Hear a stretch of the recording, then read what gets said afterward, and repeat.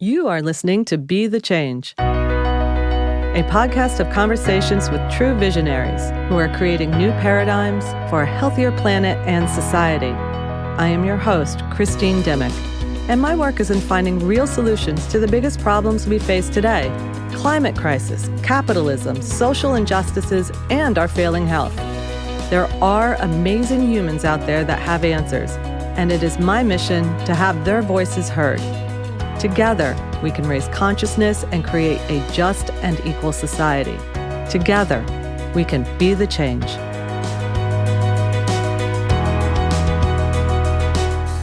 What do you do when you see your community with no representation in the government? If you're New York State Assemblymember Yuh-Line Niou, you run for office.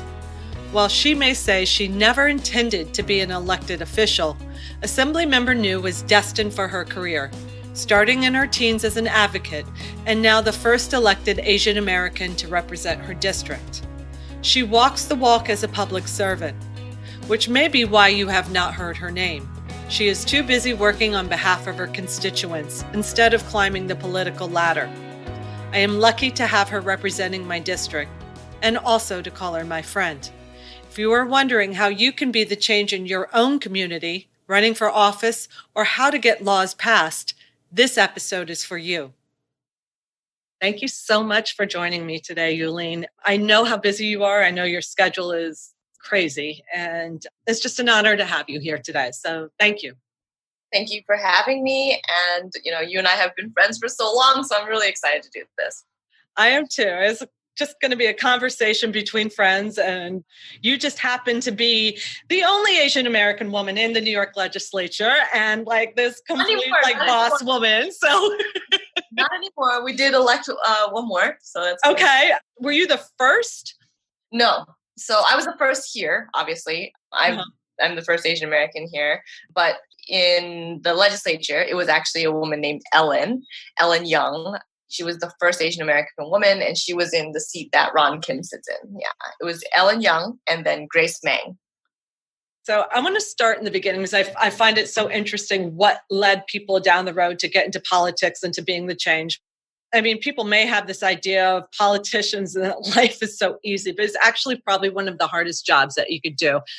I think President Biden also said it yesterday when he was swearing everyone in, is that you are working for the people. This is going to be hard. This isn't going to be easy. What brought you here? What took you to this path? I have a hard time answering that. Everybody asks, but at the same time, I'm always the one who gives the weird answer, I guess, because I never wanted to be an elected official. I didn't know that. A little bit strange, I guess.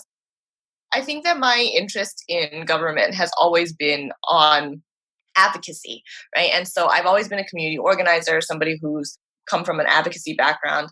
I really wanted to know, I guess, what happens in government in order to, shake it up, to change it, to see what were the levers that I needed to pull to make it so that we could, break it. Yes. But when I was younger, I didn't know. Government seemed like such a strange thing to me because it was rules just happening. I didn't think I could touch it. It seemed like this out there thing, inaccessible, out there, ephemeral. In my mind, it seemed like that. And it wasn't until I became an intern when I was 17 years old. I became an intern at the Washington State Legislature, where I really got to see with a bird's eye view of how government worked. And I think that was when I finally got to understand that actually the big secret to accessing government, everybody's like, oh, what's the big secret to accessing government, right? The big secret to accessing government is actually that there is no big secret. It's true. And this is the thing. There's a myth, and that myth is perpetuated, and they want this. The people who are in power want people to think that it's inaccessible because they don't want for people to try.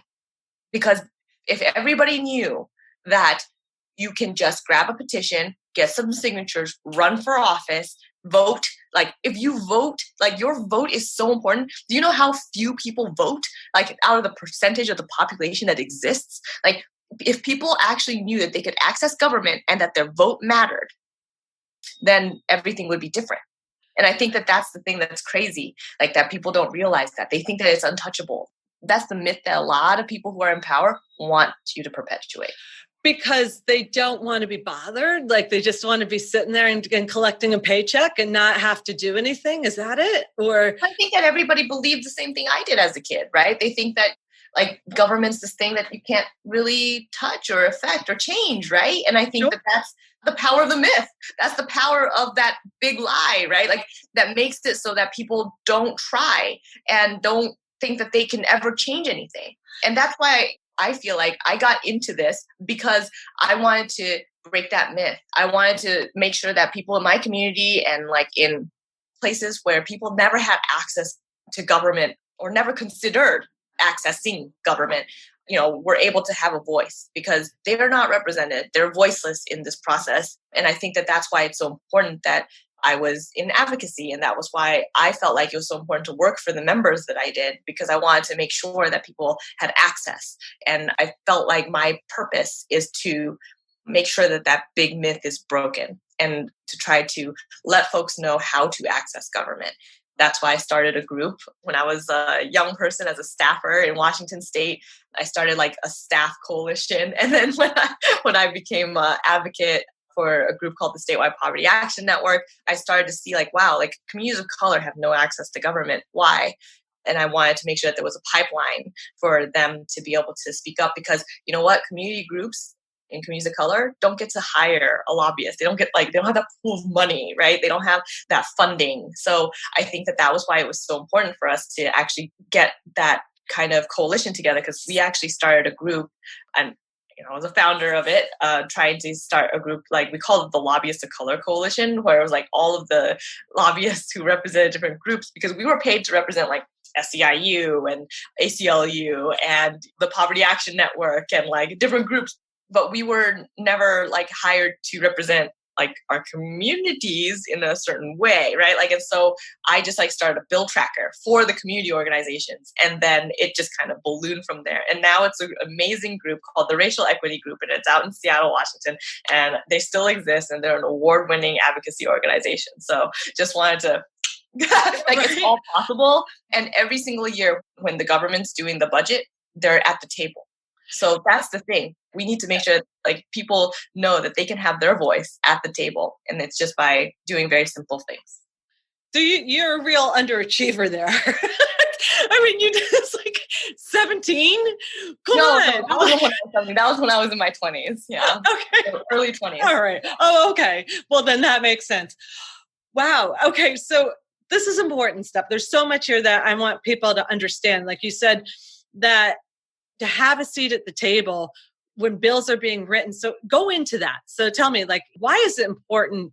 You and I know what lobbyists do, and, they're going to push the issues, but most, I think, people out there think of them as these big, wealthy people in suits going to push big issues. Some of them are. Right? They are.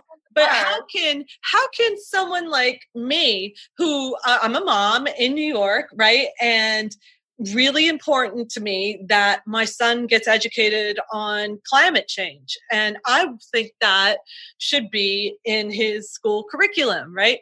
So you know where I'm going here. There's a Senate bill right now, but like, what can I do? Like, how do I make sure that there is a bill written right now, but how do I get it through? Like, do I just call you up and let's sit and talk, and then I have to keep bugging you, or?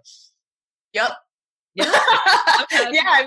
So that's the thing. Everybody can call their representatives, and their representatives should care about what you're saying to them, because you're literally my voter. I mean, granted, you're my friend, but you're also also somebody who votes, and you're also somebody who lives in the community, and your representatives should care about you and the things that you're going through and the things that you're worried about and the things that you are worried about for your kid, because they should care about all of these things.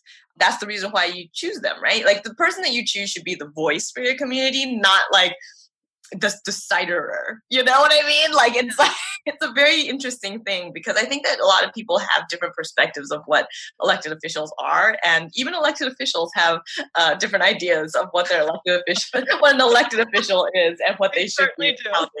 Yeah, and I think that for me, like my perspective has always been public service, right? I think like I take those two words very seriously. I am somebody who is a servant in my community, to my community, for my community. And I think that I'm here to serve. And I am here to make sure that, I'm a voice for our community and making sure that, we in Lower Manhattan here can get the resources that we need. I think that on the state level, we have seen that, a lot of things are not budgeted for communities of color and for people with disabilities and for folks who need it the most. And I think that it's very apparent in our budget. And so I think that we need to make sure that we have voices there to be able to fight on some of the things that the governor's proposing or the things that he's proposing to cut. And then we need to make sure that our house is actually fighting for those things because we're the people's house, right? And I also take those two words very seriously, right? We are the people's house. And I think that it's really important for folks to know that we're supposed to be representing the people. A lot of times, like I said, representatives and people have different perspectives of what elected officials should be. On my end, I think that there's one definition for it, and that's public servant. What about the Senate? Well, so the Senate is also supposed to be serving people. They're basically the same, except, they represent a larger area and they call it the upper house. But it's the same, right? And I think that we really have the job of making sure that we are actually serving people. And that's the only thing that we should be doing and thinking of doing. Right. Everything else is just stuff that people put onto the job. But in reality, there's a reason why it's called public service. And that got lost. It got really lost the past 4 years, but that's been a gradual, not too many people think that way, although that is how it started out. And I think it is an interesting segue to where I wanted you to differentiate for me the work you do on a state level and the work you do on a local level. So you represent our district, which is here in New York City. It's downtown, it's Chinatown, it's the financial district, also known as FIDE, and Battery Park City, right? It's District 65. Yeah, and the Lower East Side. And the Lower East Side. Okay, sorry. Thank you. And what's interesting to me is that what's happening right now, I spoke to a mutual friend who, you had helped out, Patrick Mock, who's on the last episode. And, we were talking about getting money to the businesses. And it struck me that how the businesses of Chinatown, after speaking with friends there who filed for the loans, received so little money in comparison to what I received. I'm not saying I don't know if there's races involved. I don't know how they would do that even on the application, right? But I think it's accessibility. It's not necessarily that someone looked at my application and said, oh, we're going to, give it to her. But I think it was what I had access to and what certain people of color didn't have access to. Yeah. And most people don't know this too, that it was as of 2018, why we can't get like real live data in 2021. But the last poverty report I could find was 2018. Asians are number 2 in 2018. And in 2017, it was number 1 in poverty, right? Yeah. Hispanics are now number 1. So the zip code happens to be, so what happens is that there's wealthy people who buy properties there who have $3 million lofts in Chinatown, Mott Street. It also butts up against Soho. We know how that grid is drawn, right? Yeah. But I'm not exactly sure. But why did the residential money figure into the businesses? Can you explain that to me? I thought it was a very poor decision. And I wrote a letter with a bunch of different community groups talking about how things should be taken into account by census tracts, maybe. And I think that the community is not very well served by some of the things that the city has done. And I think been left out continuously, whether it's for loans, for benefits, for anything. I mean, like you said, Asian Americans are the most impoverished group in the city, in the state. And also you'll see statistically, you can find this, but that Asian Americans are the least have the fewest beneficiaries of benefits programs. So they access programs less. They also are not included in the budgeting when it comes to organizations or when it comes to different nonprofits or when it comes to just community groups, etc. they're not funded in our budget the way that many other groups are. So I think that it's really important that we start to talk about that and make sure that we actually have funding and services and then funding access, right? Like I think that this is really making it so that we can have equal access to things. I've talked about this at length, but in our New York State budget, there wasn't a single dollar allocated to Asian American groups until I got there. Now, so when we're looking at this issue, and then you and I discussed that, you said you wrote letters and et cetera, right? So you've done that work, but it really comes down to a local level, which is New York City. So it's a New York City issue, which then comes to our council member. And what I found, also the agency and the mayor's office, right? I think that has a lot to do with it, right? I think that the agencies were the ones who made a decision based off of what they had done past, recent years. And then instead of fixing something that was already a problem, they decided to perpetuate it. So why does this problem keep happening? I know that you're doing your work, but how then do we move? Because our council member is Margaret Chen. So Margaret Chen, I believe, lives in the community as well. Does she not live in Chinatown? No. But why wouldn't she be pushing hard? It's hard for the public. And I guess then when you're looking at these disenfranchised communities, there's a language barrier, there's so many things. How can they push her to do it? Yeah, I think that, being a member of the city council, you're also just like I think any elected office, you have, a very large district, you have a lot of different issues that you're working on. I'm not really sure what the behind the scenes conversations are, right? I personally on the state level, and so I'm not sure what the city level conversations are like. We don't know what the background conversation is. That being said, I think that she recognizes that there's a problem. She's stated that, but I think that there's different things that also maybe that we don't know happened or didn't happen, right? But I think that on my end, there is something I can do, which is to kind of advocate and be a community partner and a stakeholder. But I think that the negotiations have to happen on the city end when it comes to changing it and making sure that there's resources for our community from city agencies, et cetera.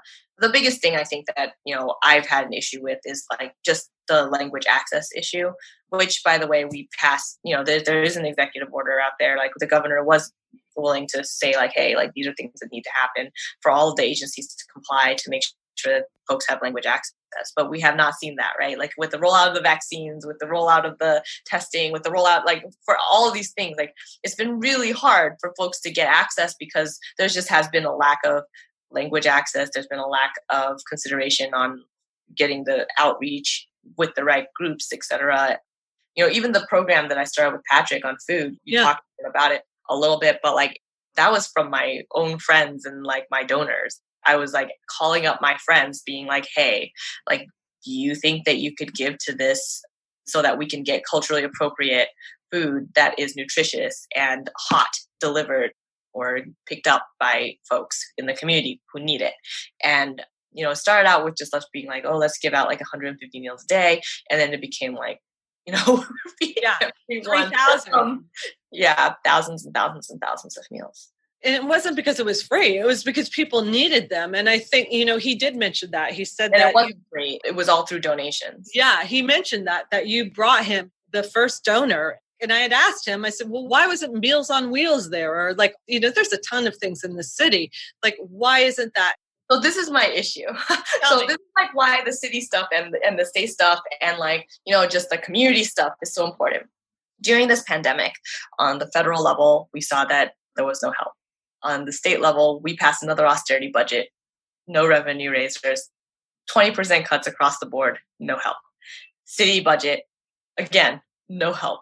And instead, everybody was just let's recreate the wheel a million times instead of actually doing something that will actually solve the problem, which is to expand our own social safety net and make sure that we grow the things that are working and don't fund the things that aren't, but fund heavily and invest in our communities. And one of the big things that I was just this is such a mistake was the food program. Everybody was oh yeah, great, free lunches or whatever. But the food program didn't need to be the way that it was. They basically contracted with these big corporations to bring in food, right, at a certain price. And that's like billions of dollars of contracts, right? Yeah. And you probably saw on the streets, just like I did, like applesauce cups full, unopened. What was going on in those food baskets? All right, well, every single day, like I would ask, like, hey, what are you getting in that, right? And it was cookies or crackers, milk, and an apple and applesauce. Yes. And I was just like, that's all sugars. Right. Or there's like heavy in salt and carbs. And it was just nothing that was nutritious, nothing that was culturally appropriate. Like if you had diabetes, you couldn't eat that. If you had renal failure, you couldn't eat that. Like if you had congestive heart failure, you couldn't eat that. Like these were all things that like majority of people who were the most at risk could not actually access. And it wasn't helping the people who actually wanted something that was nutritious. Like it was so sad. Like you get a bagel with like stuff on it. Like even if you were trying to get halal meals, it was like an army ration. It was so not nutritious and it was not hot. There were so many things about this program that bothered me because what we should have been doing was we should have had something that would be like an expansion on SNAP or an ability to give people cash just like they did with their kids in school, right? Like, I think that if you could go and help the small businesses, like buy the things that you needed, like what you felt was nutritious and delicious and like things that were actually going to be culturally appropriate, you would have had a very different outcome. Right. The small businesses would have had help, money. Like it wouldn't have been like people waiting in line in the cold or like in heat. You know, we wouldn't have had people passing out in the food lines. You wouldn't have people dying of starvation, literally waiting for food. So then where does that come from? Because you're exactly right. And I had said that to Patrick, and I said one of the things that I loved about it was that not only was it culturally appropriate, that it was nutritious. That's when Patrick was telling me, people are coming in here for cup noodles and they just want the hot water and they wanted something hot. And I was like, well, let's get them what they actually need, which is actually a culturally appropriate, delicious, hot meal, right? And so we started this program. And every single time, like I had food requests from the community, I would talk to Patrick and we would get funding for it and like whatnot from like some of my donors, etc. And this is why it's like, you know, all of this is our neighbors. So like I said, when the federal government didn't stand up, when the state government didn't stand up, when the city government didn't stand up, our neighbors did, which, I mean, whoever's listening, right? The Christine Dimmicks of the world. Hello, Christine. My friends here in Lower Manhattan, they were the ones who helped out the most. Yeah. And all across the city, all across the country, I had posted about what we were doing, and we actually got so much support. Like all the funding that Patrick has been using has been from the public. Yeah. And so it wasn't until more recently we actually connected with a group called Rethink. My friend Winston was a co-founder there and helped to connect him. And, you know, now they do, like his meals are getting delivered alongside Rethink meals. And one of the other things that I felt like was such a huge loss, like on the state level, what we should have been doing was investing in our settlement houses, right? Like I've always been fighting for our settlement houses with the Settlement House Initiative, but they are the ones who have been servicing a lot of the elderly, a lot of the seniors, and a lot of the homeless population. And they were forced to shut down their kitchens and the food programs that they were already running. So you have to remember, they were doing lunches, et cetera, for seniors and doing like the dinner programs, et cetera. But people can gather. But what we should have done on the state level was invest in these programs, make it so that they can hire more, so that they can get some delivery out.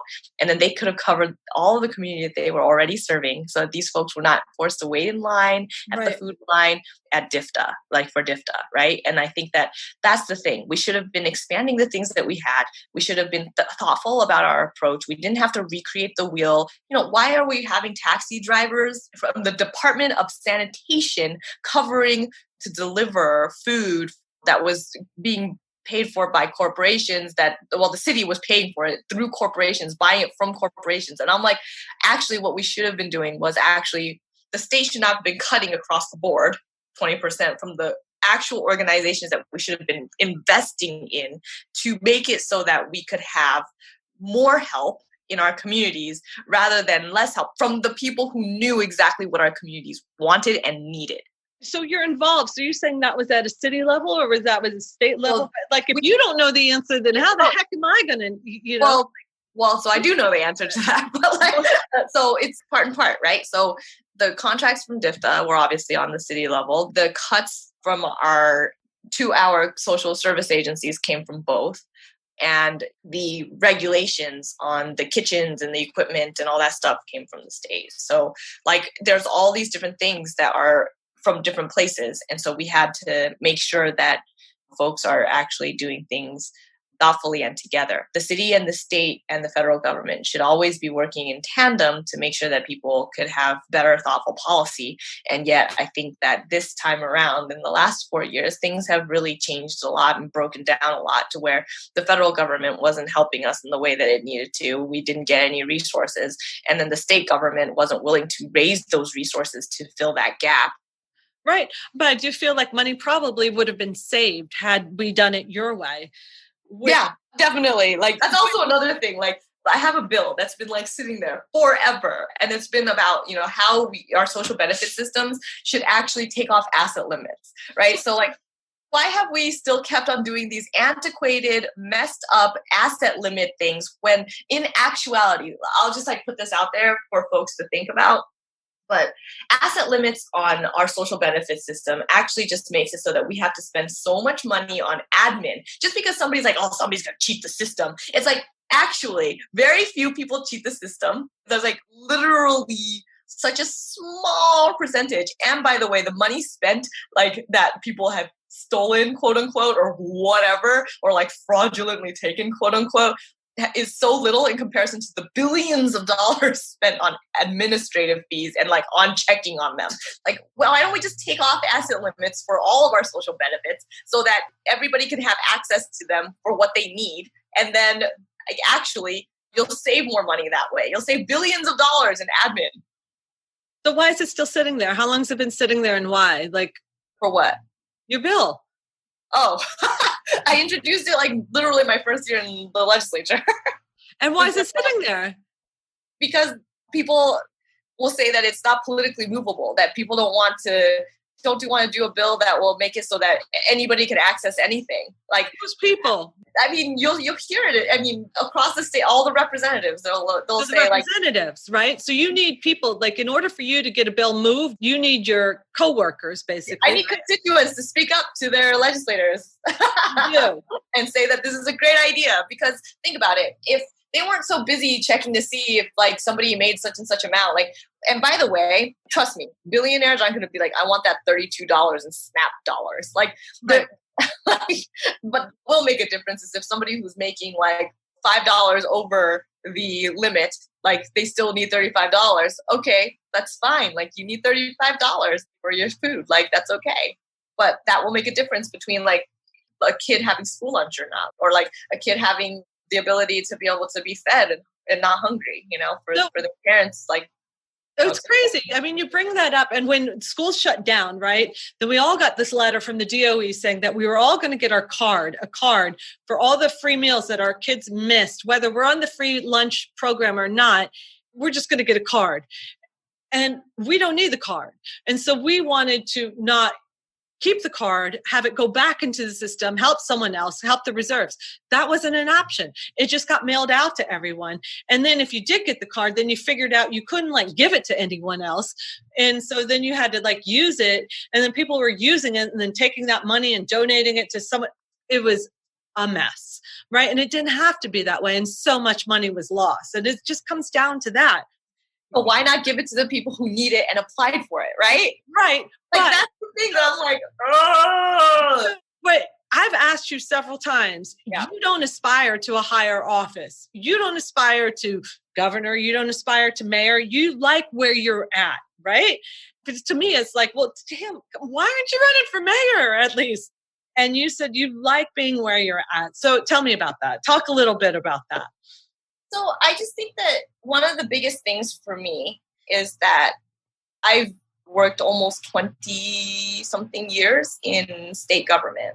And that's where I have a lot of experience. And also I think that with that experience, I'm able to be the most powerful advocate that I can be for my constituents and for the people in this community. And I think that that's why, it's so important for me to utilize my strengths and like the things that I have to boost all of the things that haven't been happening for our communities, and I think we need to make sure that we have that representation so badly because there's just been such a lack. And so when I was working for Ron, that was when I really kind of saw the need. And that's why I decided to run. And so when I decided to run, I feel like I made a really huge decision personally because I don't know how to better put it, but I made a commitment to set this community up to have the best kind of representation and accessible and transparent government, and I think that I have not yet achieved that.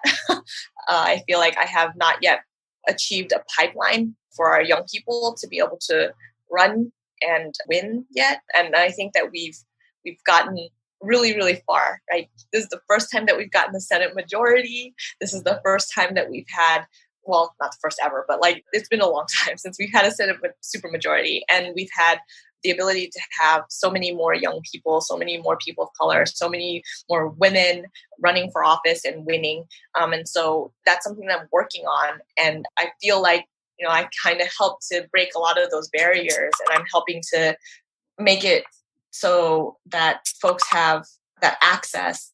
So I'm not willing to leave something until it's finished, right? Like I'm not willing to try to do something else except for like try to give my expertise, because I never planned on being elected. Like I said, like my goal is not like I'm going to be elected. I'm so ambitious and like want to climb as far as I can or whatever. But I do have a goal of making sure that my communities here in Lower Manhattan and the communities that I represent, whether it's the disability community or the community that has had so little voice in government, our Asian American community, all of our communities can really be able to have access in a real way and be able to also know that that big myth is broken, right? That everybody can be an advocate for themselves. When you ask me like, how is it that you can access somebody? It's like, well, just call, right? Like everybody should be able to do it. And I want people to know that their voice is powerful and that we all can access government from wherever we sit. And we can also lead from wherever we sit. And you don't need a title. You don't need an office. You don't need a desk.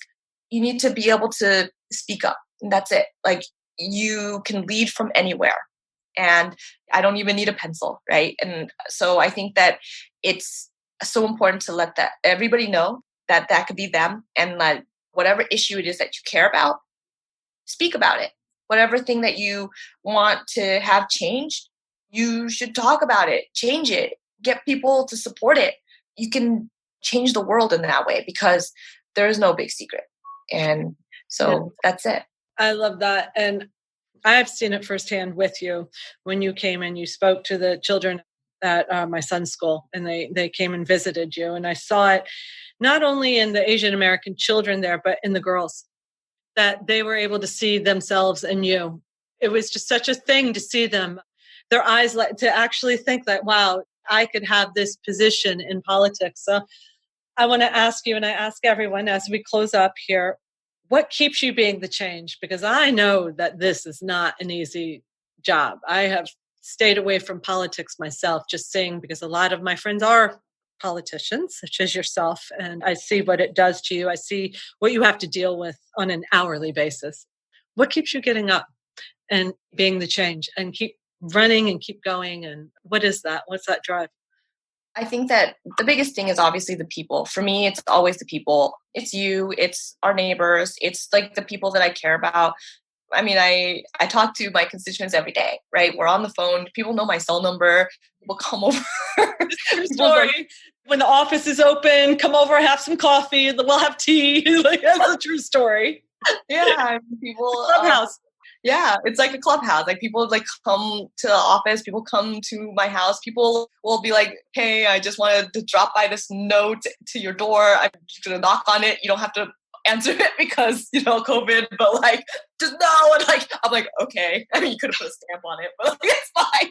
And, I walk people's dogs for them. Like, I know their grandmas. Like, I think that this is the community. This is my fam. Like, I think that it's love. I think that I love everybody who's here. And I think that that's what drives me. I think it's just the people. I mean, you can't not get up when you've seen the businesses that you love go out of business, and you can't not get up when you see that there's seniors who are hungry, and you can't not get up when there are folks who not had anybody call them for weeks on end. You can't not get up when you've called that person and you found out that they had a stroke and nobody's talked to them and they were sitting in their own feces for 4 days. Oh. You can't not get up. Like, you just see that there's such a need, and that's the way that this job is. And that's why I say it's public service, because you're serving people, and you have to know that when you're trying to hear what people have to say, that they have a lot to say. So be a good listener. And yeah, I think that that's the reason why I get up. I think that it's really important to hear what people have to say. And that comes from a place of knowing that it's important. And that's the only thing that drives me. I mean, it's definitely not the money or the friends. Like, I'll put it that way. I mean, those vacation perks. Yeah. Yuh-Line Niou, thank you so much for being the change, for being on. I know you have to go. I've taken up so much of your time, but will you come back on again so we could do it again? Can we have like a part 2, part 3? Because there's so much more, but I can hear your text going off. I know you got to go. So will you come back on? Can you? Absolutely. But I do want to also give one last shout out, and that is to my staff. Like, I will say this, there is no member who can do anything without their team. And if you are somebody who wants to get involved, like, you should definitely think about, working for a member or volunteering for an office. There's always places for you to volunteer. There's always places for folks to help out. And we are doing so much work. I know it's harder with people want to get into an office and do stuff, but it's not like that right now because of COVID. But please volunteer, please help out. If you want to just do wellness calls with us, help out and contact us. And so how do they contact you? Where do we find you? On Instagram? What should on Instagram, on Twitter, in our office. Our office email is very simple. It's info@yuhlineniou.org. So it's info@yuhlineniou.org. So just contact us anytime. And for folks who need my cell phone, just ask Christine Dimick. Can we give out Lawrence's email? Oh yeah, Lawrence. I love that. Lawrence is my chief of staff. Christine's going to get me in trouble. So if you want to email Lawrence, it is laurence@yuhlineniou.org. Every single one of my staff is actually just their first name at myname.org. So anybody can contact anybody. We're super open and transparent, and you can contact any of us. Yeah, just pick up the phone. Just walk in. I mean, there's volunteer opportunities, so go out and help your community. Thank you so much. Love you. Thank you. You too. Bye, Christine. Bye. I hope you enjoyed this conversation and are inspired. We grow with supporters and listeners like you.